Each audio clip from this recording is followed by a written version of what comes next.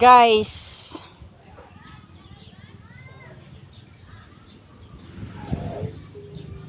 tingnan nyo yung sitwasyon namin dito guys, oh.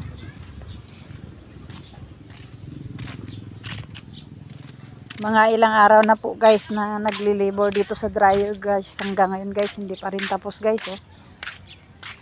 Yan. Ito guys, ilang araw na ito guys. Kasi yung panahon guys, oh. Yan, nandiyan na naman ng ulan, oh. Ito guys. Wala na siya guys, oh, yung kasama ko guys, oh. wala mga bata. Oh, nandiyan ng ulan guys, oh.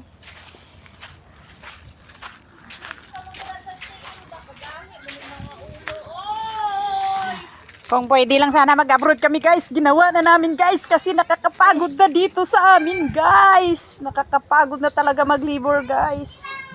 Buti pa to si madam guys, oh. Maganda.